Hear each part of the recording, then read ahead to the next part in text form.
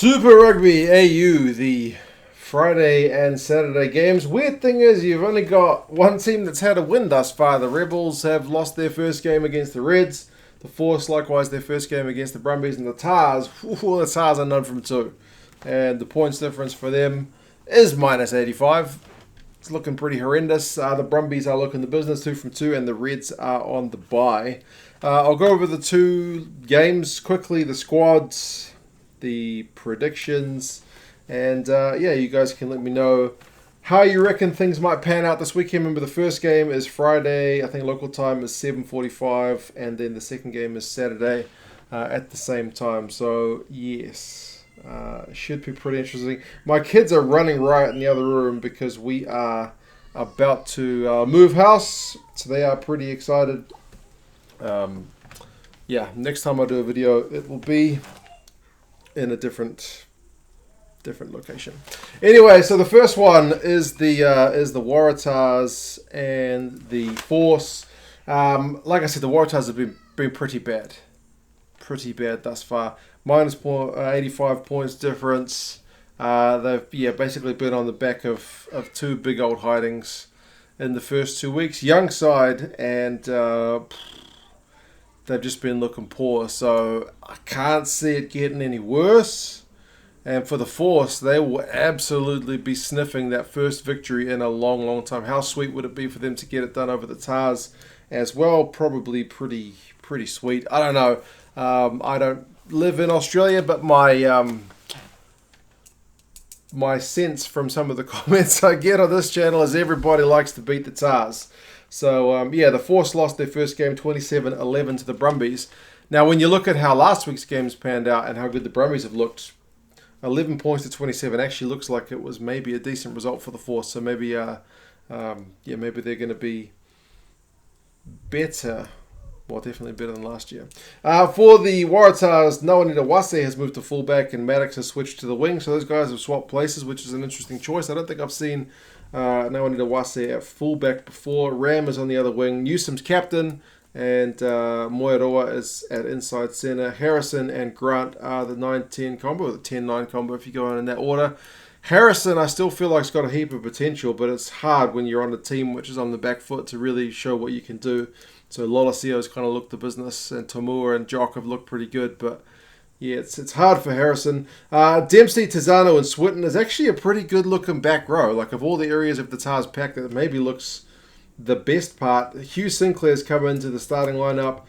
Jack Wetton drops to the bench. Sam Caird is still there in the second row alongside Sinclair. Harry Johnson-Holmes, still one of my favourites in terms of Aussie props, is at tight head. Poreki gets to start a hooker, and Faulkner gets to start at loose head. Horton drops to the bench. They got Talakai on the bench. Angus Bell's injured for this one, so it's not looking pretty for the Tars. But then again, the Force haven't won for a long time, so maybe there is a mental edge for the Tars in this one. I do like the changes that the Force have made.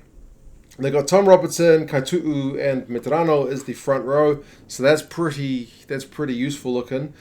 Thrush and Fergus Lee Warner are 4 and 5. Lee Warner is probably my favourite Force player, just saying.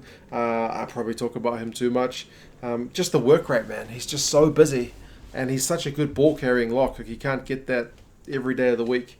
Anstey, Koteka, and Bryn Stander are 6, 7, and 8. And interestingly, Stander is captain this week because Pryor is on the bench. And I mentioned this a couple of weeks ago that maybe Kubeli should be starting at 9, but it's hard if Pryor is captain to leave Pryor on the bench, but that's what they've done. Pryor's on the bench, Kubeli gets a start, and they've gone with Jake McIntyre, and Miotti's on the bench. So I think this is good news.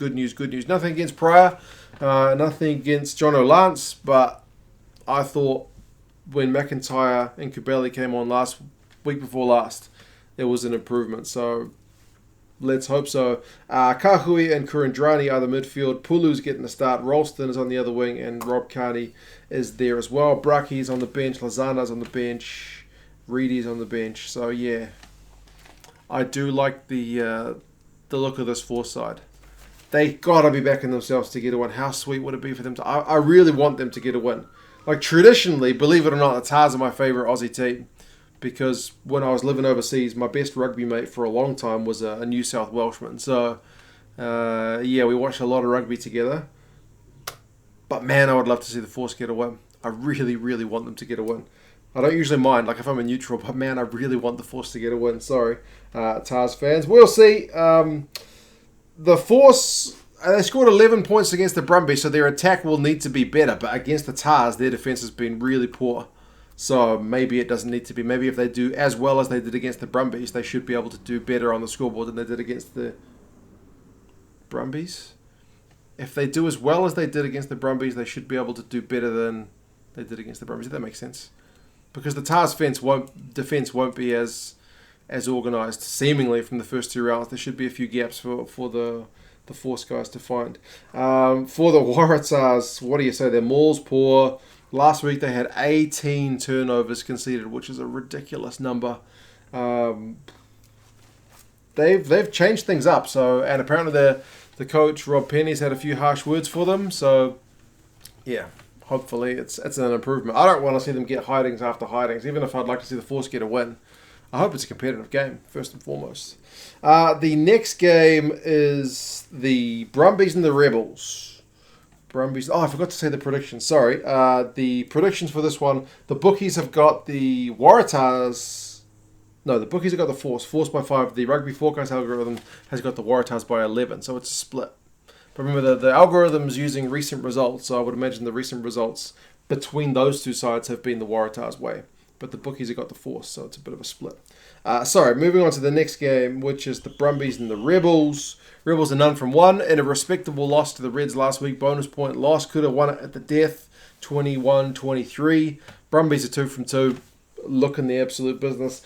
I do worry that game last week against the Reds was maybe a bit of a false result for the Rebels. I worry that they're not as good as that result looked, but maybe that's just being a bit harsh. Just when I looked at all the stats, it just seemed like Queensland's turnovers and knock-ons, if they had reduced those, then I think the Rebels might have struggled more. Yeah, anyway, I hope it's a closer game than the Brumbies had last week, because last week they absolutely ran riot over the Tars. For the Brumbies, they've made a change to bring Sio in at loose head. They got McInerney, Alatoa as the front row, Alatoa as captain, Swain and Neville, same second row, Valtini, Jerome Brown, and Pete Samu, 6, 7, 8. Nick White and Lolosio have been the proper 9-10 combo to watch, maybe, amongst all the Aussie teams this year so far. Only 2 games in, but yeah, controlling play well. Nick White really knows when to run the ball. Lolosio is playing beyond what his age would suggest in terms of his maturity. Simone and Ikitau likewise have been a really effective midfield, able to run it, to kick it, to pass it. Full skill set. Mac Hansen scored a hat-trick last week. Muirhead's on the other wing. And Tom Banks makes for a pretty useful side. A lot of Wallabies in that side.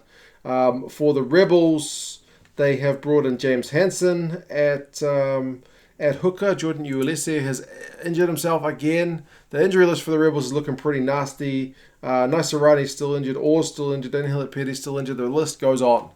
The list of guys out for the Rebels is pretty extensive. Well, they've still got Fa'amusili and Elof as the props alongside Hansen. Ross Haley-Petty's back. Hosea is another up-and-coming lock. Hopefully he gets some chances to shine in this game. Kemeny, Hardwick, and Wells is the loosies. I'm still not sold on that loose forward trio. I do quite like Michael Wells, but I don't know, maybe Hardwick's kind of an underrated guy as well. Powell and Tamua are your 19 combo. Powell will be playing against his old team, the Brumbies, in this one.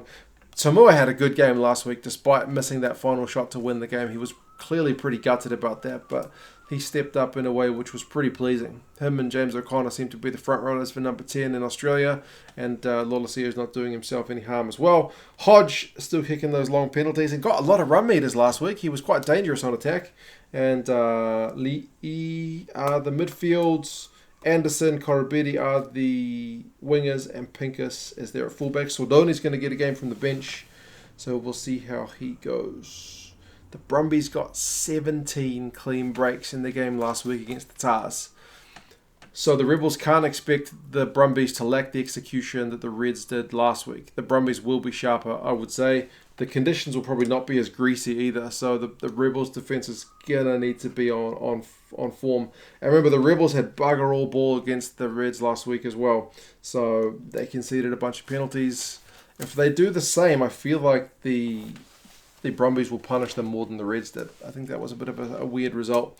Brumbies by 13 according to the bookies and 14 according to the Rugby Forecast algorithm. So yeah, we will see how these games go. It should be pretty interesting. One tonight, one tomorrow. You guys let me know your thoughts on how these ones are going to go. I'm going to pack up all this rugby gear and move. So I will see you guys from the new digs, hopefully sometime tonight, tomorrow. Anyway, you guys take care and I'll talk to you soon. See you later.